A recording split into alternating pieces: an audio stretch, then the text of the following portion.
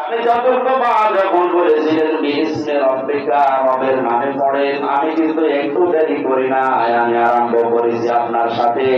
আর একটা দুইটা না, 5টা সেন্টেন্স আমি পড়েছি। বলেন সুবহানাল্লাহ। এটা দিয়ে জিবরাইল সহ কিয়ামত পর্যন্ত নবীর উম্মত যারা আসবে তাদেরকে তিনি শিক্ষা দিতে চেয়েছিলেন, আমার উম্মত যারা আসবে দুনিয়ায় তারা রব ছাড়া অন্য নামে পড়তে পারে না। নামের নাম বাদ দিয়ে যদি অন্য নামে পড়ে কেউ, পড়া হবে না তা না, কিন্তু পড়ায় মানুষের মতো মানুষ হওয়া সম্ভব না।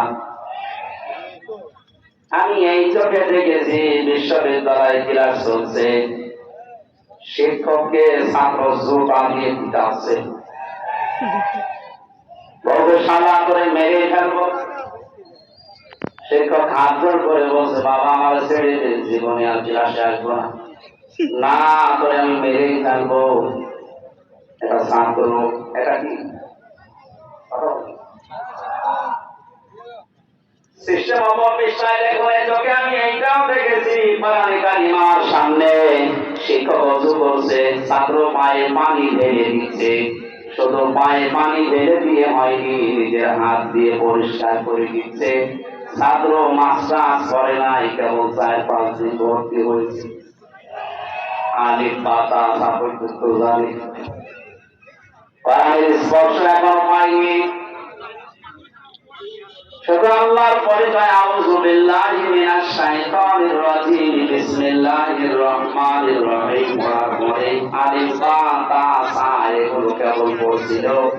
এর ভেতরে আমার আল্লাহ কি মনুষ্যত্ব দিয়েছে কোরআনে কারিমের ইজ্জতের কারণে। ইয়ারফা'ুল্লাহু আল্লাযীনা আমানু মিনকুম ওয়াল্লাযীনা উতুল ইলমা দারাজাত। ইলা আখির আয়াত। সূরা মুজাদালার 11 নম্বর আয়াতে আল্লাহ জানিয়েছেন তাদের মর্যাদা আল্লাহ বৃদ্ধি করতেই থাকে। ইয়ারফা, এটা মুজারে, বর্তমান, ভবিষ্যৎ, প্রেজেন্ট, ফিউচার। আল্লাহ পাক নিজে এখানে কাজ করছেন, নিজে পায়ে। ইয়ারফা'ুল্লাহু আল্লাযীনা আমানু মিনকুম, তোমাদের ভেতরে যারা ঈমান আনবে, ওয়াল্লাযীনা উতুল ইলমা দারাজাত, আর যারা দুনিয়াতে ইলম অর্জন করবে তাদের মর্যাদা দিনের পর দিন আল্লাহ বাড়াতেই থাকবে। আমার বন্ধুরা, বাস্তবতা এটা আমরা দেখেছি।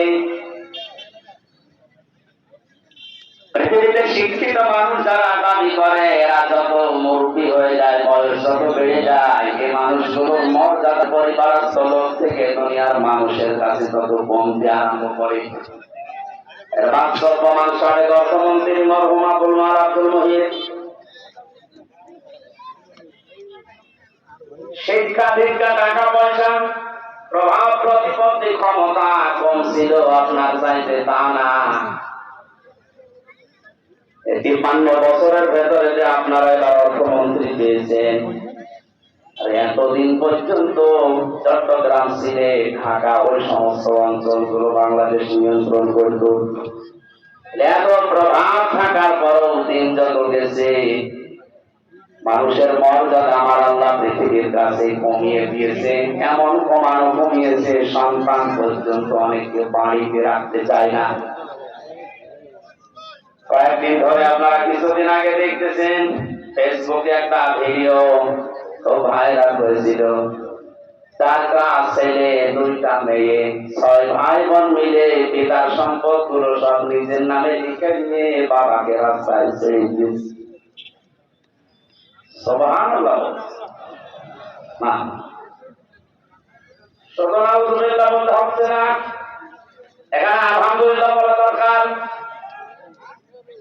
এ লোকটাকে 95 বছর বয়সে 6 ভাই বোন মিলে রাস্তায় এমনিতে ছেড়ে দেয়নি, কারণ বেটা সারা জীবন এই 6টা ছেলে মেয়েকে অনাথ মাস্টার্স করিয়েছে, কিন্তু আল্লাহর পরে যে তার স্থান সেইটা জানাই। এটা জানানোর জন্য যে জায়গাগুলো দরকার সেখানে সে ঘৃণা করতো, সে দিত না। এই জন্য তার কপালে কি দিতেছে দেখেন, শুধু তার কপাল না, এই ভিডিওটা দেখার পরে আমার মনে হচ্ছে বাংলাদেশে আজ অনেক মুরব্বীর কপালে এইটাই জুটবে। কারণ বৃদ্ধাশ্রম গুলো খোঁজ নিয়ে দেখেন, কোন আলেমের মা বাবা আছে কিনা? কোরআন যারা জানে বসে পড়ে তাদের মা বাবা ওখানে আমি পাইনি। আমি যতগুলো বৃদ্ধাশ্রমে ঘুরে ঘুরে দেখেছি, আমার এই ছোট জীবনে প্রায় 25টার উপরে বৃদ্ধাশ্রম দেখলাম। সেই রাঙ্গামাটির লংগদু থানা থেকে শুরু করে বাংলার বিভিন্ন প্রান্তে কোন জায়গায় কোন আলেমের মা বাবা বৃদ্ধাশ্রমে পড়ে কাঁদতেছে আমি পাইনি।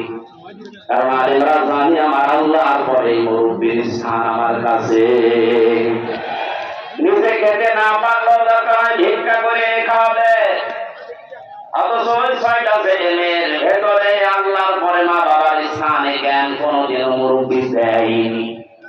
তো জানবে কি করে? এখানে কায়দা কৌশল করে ফাঁকি দিয়ে মা বাবার সম্পদ গুলো নিজেদের নামে 6 জন দিকে নিয়ে মুরব্বীর শ্রেণী দিয়েছে।